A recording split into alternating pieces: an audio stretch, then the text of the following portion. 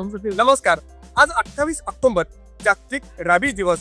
हा दिवस आपल्याला जागवतो एक महत्त्वाचा संदेश. रॅबीज रोखता येतो आणि योग्य उपचार केल्यास त्याला टाळता येतो. WHO अहवालानुसार दरवर्षी 59,000 लोक रॅबीजमुळे मृत्युमुखी पडतात. सरासरी 95% हे आशिया आणि रशिया भागामधून घडत असतात. त्यामुळे रॅबीज नेमकं होतो कशामुळे, रॅबीजची लक्षणं कोणती, रॅबीज झाल्यानंतर उपचार काय केले पाहिजेत आणि रॅबीज प्रमाण घटण्यासाठी काय तातडीने पावले उचलले पाहिजेत, त्या सगळ्या प्रश्नांची उत्तरं आम्ही या रिपोर्टच्या माध्यमातून घेणार आहोत. आमच्या सोबत आहेत या ठिकाणचे डॉक्टर तज्ज्ञ बेळगाव मधले, सोबतच महानगरपालिकेतील एक नगरसेवक आणि पशु प्रेमी जे आहेत त्यांच्यासोबत आम्ही बातचीत करणार आहोत. पहिल्यांदा डॉक्टर सागर जाऊया. सर, नेमकं रॅबीज कशामुळे होतो? रेबीज जो रोग झालेला असतो, जो मॅक्झिमम कुत्रा आपण म्हणू शकतो, कुठल्या पण प्राण्यापासून रेबीज, ज्या प्राण्याला रेबीज झालेला आहे त्याच्यापासून प्रसार होऊ शकतो. परंतु 99% केसेसमध्ये ज्या कुत्र्याला रेबीज झालेला आहे त्याच्या चावापासून म्हणा किंवा त्याच्या लाळेपासून म्हणा किंवा त्याने खरचटल्यानंतर ज्या आपल्या शरीरावर जखमा असतात किंवा ओपन आपण जे न्यूकस मेम्ब्रेन म्हणतो त्याच्यावरून, त्या माध्यमातून जर ते व्हायरस जेव्हा त्याचा शिरकाव होतो, तो जो व्हायरस शरीरामध्ये आतमध्ये गेल्यानंतर आपल्या नरमंडळाला तो अटॅक करतो आणि पॅरालिसिस शेवटी होऊन माणूस हा दगावतो. सर, यातून पारंपरिक लक्षणे काय? आता लक्षणं ही प्राण्याबद्दल लक्षणं थोडीशी वेगळी आहेत, माणसांमध्ये लक्षणं वेगळी आहेत. पहिलं आपण माणसांमध्ये लक्षणांबद्दल बोलूया. माणसांमध्ये समजा जर आपण रेबीज कुत्रा चावला आणि त्याच्या चावल्यानंतर जर आपण योग्य उपचार करून घेतला नाही, प्रथम उपचार म्हणा किंवा उपचार करून घेतला नाही, तर रेबीजची लक्षणं सुरू होतात. आणि एकदा रेबीजची लक्षणं सुरू झाली की मृत्यू हा 100% खचित आहे, त्याला आपण टाळता येत. तर लक्षणं कशा बाबतीत बाबा, म्हणजे की जो माणूस असतोय त्याला हे आपण एक्सायटेशन मोडमध्ये म्हणतो, त्याला काही जास्त शब्द, जास्त लाईट हे त्याला सहन होत नाही. त्याची जी पाणी पिण्याची शक्यता किंवा आपण जे गिळण्याची आपण जी क्षमता म्हणतो, त्या गिळण्याची क्षमता ही बाद होऊन जाते. म्हणजे त्या गळ्याचे जे मसल्स असतात ते पॅरालाइज होऊन जातात. तहान भरपूर लागलेली असते परंतु ते पाणी पिऊ शकत नाही. दुसरी महत्वाची गोष्ट, त्याचा शरीरावर नियंत्रण नसते, अग्रेशन मोडमध्ये तो जातो आणि शेवटी साखळी होऊन जात म्हणजे की पूर्ण शरीरावरचं नियंत्रण निघून जात आहे आणि मृत्यू. हे मॅक्झिमम रेबीज केसेस आहेत, हे ज्या कुत्र्याला रेबीज झालेला आहे त्याच्यापासून होतो. त्यामुळे सर्व कुत्र्यांना आपण प्रतिबंधक रेबीज लस ही करून घेणे फार गरजेचं आहे. सोबत माणसांमध्ये रेबीज कुत्र्यांपासून चावा होऊ नये यासाठी आपण दक्षता बाळगली पाहिजे. आणि कदाचित जरी चावा झाला तर प्रथम उपचारच्या माध्यम म्हणजे काय बाबा, सगळ्यात महत्त्वाचं, जिथं चावा झालेला आहे ती जागा यथेच्छ साबण पाण्याने चाळून खाली 15 ते 20 मिनिटं आपण पहिलं धुवून घेतलं पाहिजे. मग त्या जागेवर आपण घरामधलं कुठलं काय अँटीसेप्टिक, टिंचर आयडिल किंवा डेटॉल लावून जेवढं जमेल तेवढं ॲज फास्ट ॲज पॉसिबल तुमच्या डॉक्टरना भेटून ते जसे तुम्हाला पुढचे क्रम सांगतील त्या अनुषंगाने तुम्ही पावलं की तर देशभरामध्ये रॅबीज प्रमाण वाढते. तर लस ही कशापासून तयार होते, तुमच्या पद्धतीने तयार होते? रेबीज ही जी लस आहे, पूर्वी जी प्रक्रिया होती ती फार किचकट प्रक्रिया होती. आता तशी नाही आहे. आता सेल कल्चर वॅक्सिन म्हणतो आपण, एम्ब्रियो कल्चर वॅक्सिन म्हणतो आपण, जे प्राण्यांवर वापरल्या जातात. पूर्वी आपल्याला माहिती असेल माणसांमध्ये आपण 14 इंजेक्शन देत होतो, तशी आता परिस्थिती नाही आहे. डोस आता फक्त 5 डोसवर आता आपण लिमिट झालेला आहे. आणि पहिला डोस पण फार जास्त होता, 1 ml वगैरे, आता हार्डली 0.1 ml 0.2 ml पर्यंत माणसांमध्ये डोसेस सुरू झाले. दुसऱ्या गोष्ट, आता इकडे जाऊया नगरसेवकाकडे. सर, साधारण बेळगाव महानगरपालिकेच्या व्याप्तीमध्ये कुत्र्यात तुम्ही कुत्र म्हणतात ते इकडे जे सध्या प्रत्येक लोक हा मुलावरती सुद्धा आले होत आहे, स्त्रियावरती आले नाही. महापालिकेने याच्यावर काय उपाय दिला? तर एक तर सांगायचं म्हणजे बेळगावमध्ये 20 ते 25,000 कुत्रे आहेत आणि 20 ते 25,000 कुत्र्यांना कंट्रोल करणं हे केसता नाही आहे. याला फार मोठा प्लॅन पाहिजे आणि त्याच्यासाठी स्टेट गव्हर्नमेंटनं आणि सेंट्रल गव्हर्नमेंटनं ह्याच्यामध्ये हस्तक्षेप केला पाहिजे असं मला वाटतं. इंडिव्हिज्युअल माझा ओपिनियन.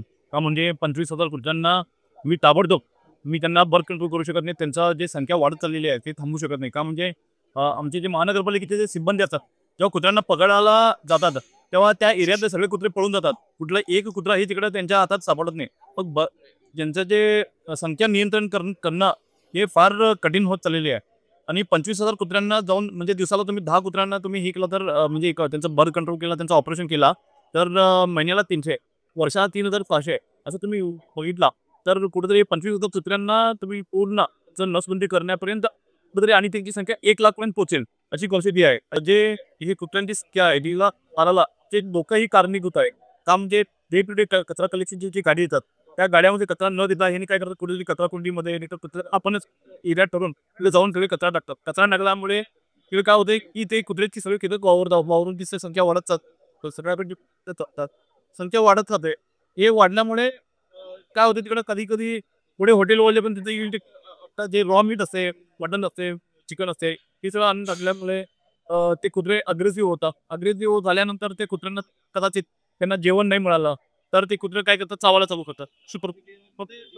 जे फाईट केसेस आहे हे वाढत चालले आहे. विशेष करून जिथं मांसावर टक्के जाते किंवा मांसाची पाणी त्या परिसरामध्ये विशेष तिकीचं प्रमाण वाढलेलं आहे. त्या ठिकाणी खाल्ल्याचं प्रमाण वाढलेलं आहे. त्या ठिकाणी महापालिकेनं कोणते उपाय केले आहेत?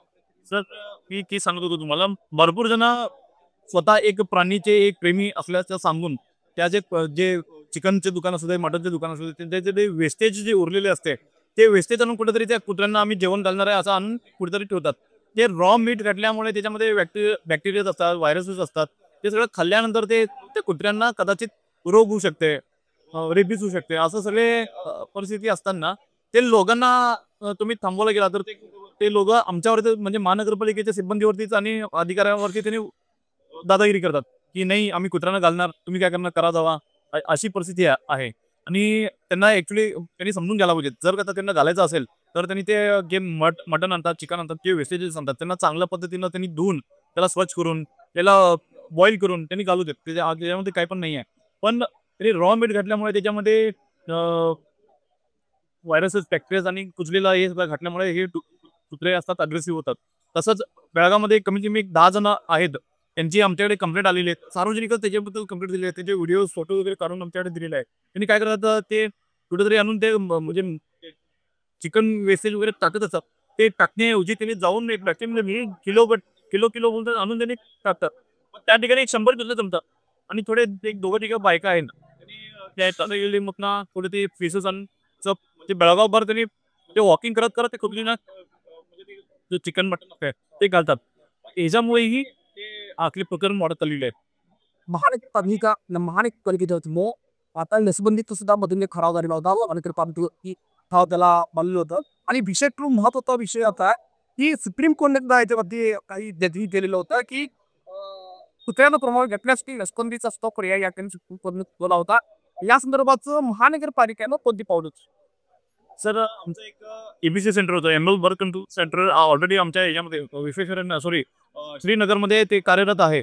पण तिथं काय झालंय तिकडे सार्वजनिक आजूबाजूचे सार्वजनिक आहेत त्यांनी राणी चन्नम्मा सोसायटी श्रीनगर आणि त्या भागातले सगळे लोक त्यांना रात्रभर ते कुत्रे भोगल्यामुळे त्यांना तिथं झोप लागत नाही आणि त्यांनी तिकडनं तुम्ही शिफ्ट करा म्हणून तिकडच्या लोकांनी कंप्लेंट केली होती महानगरपालिकेला. आम्हाला हे एनिमल बर्थ कंट्रोल सेंटर इथं नको, तुम्ही कुठेतरी पाहिजे तर त्या तुरमुरी कचरा डिपोमध्ये घाला, नाही तर दुसऱ्या कुठेतरी शिफ्ट करा, आमच्याकडे नको, या कुत्र्यांमुळे आम्हाला भरपूर त्रास होत आहे असं त्यांची कंप्लेंट झालं होतं. त्यानंतर ते म्हणजे कुठेतरी ते एनिमल बर्थ सेंटर जे आहे ते कुठेतरी त्याचं काम थांबलेले आहे. पण आम्ही महानगरपालिका इथं न थांबता डीसींना आम्ही निवेदन केलं होतं की आमच्या एनिमल बर्थ कंट्रोल सेंटरसाठी आम्हाला तुम्ही कुठेतरी जागा उपलब्ध करून द्या. त्यामुळे हिरेबागेवाडीच्या एका ह्याच्यामध्ये डोंगरामध्ये 2 एकर जागा डीसी साहेबांनी महानगरपालिकेला त्यांनी दिलेली आहेत. तिथं येणाऱ्या काळात तिथं आम्ही महानगरपालिकेच्या वतीनं एक मोठा एक भव्य असा कुणालाही त्रास न होता आम्ही एनिमल बर्थ कंट्रोल सेंटर तिथं करणार आहे.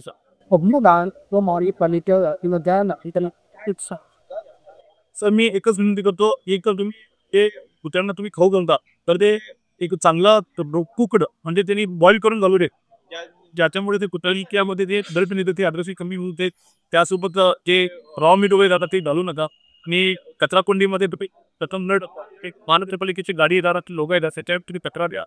आजूबाजूला आपला परिसर परत घेऊन घ्या, एवढंच मी विनंती करू इच्छितो. त्याच्यामुळे कुत्र्याची संख्या ऑटोमॅटिक कमी होत जातात.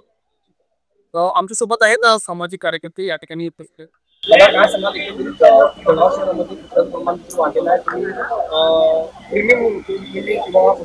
काम करत काय परिस्थिती सध्याला लई लोक म्हणजे त्यांच्या एरियामध्ये गेला त्यांनी रिलोकेट करायला आणि त्यांच्यामुळे कसं व्हायला की एका कॉलनीमध्ये भेटायला त्यांच्या आता सध्याला क्रॉसिंग ब्रीड सीझन होतं त्यांनी ब्रीड करायला. मग त्याच्यानंतर त्यांची बेबी हे सगळं व्हायला आणि लोक काय करायला सध्याला त्यांना आता सुप्रीम कोर्टचं ऑर्डर आलेलं फीड करायचं नाही आहे. मग त्याच्यानं काय होतं feed do not feed the dog त्याच्यानं काय होतंय म्हणजे डॉग ॲग्रेसिव्ह होतात. मग डॉग ॲग्रेसिव्ह होतात, मग आणि गार्बेज सगळं जे आम्ही डंप करतो एकाकडे तिथं जातात, तिकडनं सगळं वडून कॉलनीमध्ये येतात. त्यांना त्रास आम्हालाच मिळतो. आशिया आणि आफ्रिका या देशाबरोबरच जगभरामध्ये रॅबीजचं प्रमाण झपाट्याने वाढते. देशभरामध्ये देखील या घटना दिवसेंदिवस वाढत आहेत. त्यामुळे रॅबीजचा धोका हा देशभरामध्ये तितकाच महत्त्वाचा आहे. नुकताच सुप्रीम कोर्टनं देखील या संदर्भात महत्त्वाचे निर्णय दिले आहेत. त्यामुळे ते उपाय धरून एकंदरीत प्रशासनाने देखील नवीन उपाययोजना राबवण्याचे काम सुरू केलेले आहेत. रॅबीज रोखण्यासाठी प्रशासनासोबत आज देखील कार्यक्रम हाती घेण्यात आला होता. विशेष करून रॅबीज चालण्यासाठी महानगरपालिकेनं एक नवीन आवाहन या ठिकाणी केलेलं आहे. ते म्हणजे सार्वजनिक ठिकाणी तुम्ही पशूंना किंवा कुत्र्यांना कोणत्या ठिकाणी खाऊ घालू नये. तुम्ही खाऊ घालायचे ठरत राहिल्यास आपल्या परिसरामध्ये किंवा आपल्या परसामध्ये खाऊ कुत्रा मिळवा लागेल, जेणेकरून लहान मुलांवरती, स्त्रियांवरती आणि नागरिकांवरती होणारे हल्ले हे कमी प्रमाणात येतील. त्यामुळे रॅबीज होणार नाही आणि रॅबीज किंवा कुत्र्याने किंवा कोणत्याही पक्षीने प्राण्यानं आपल्याला चावल्यास तातडीनं त्याच्यावरती उपाययोजना करणं गरजेचं आहे. तो तास इथंच थांबतोय. Bureau report Nilesh More, Tarun Bharat news, Belgaum.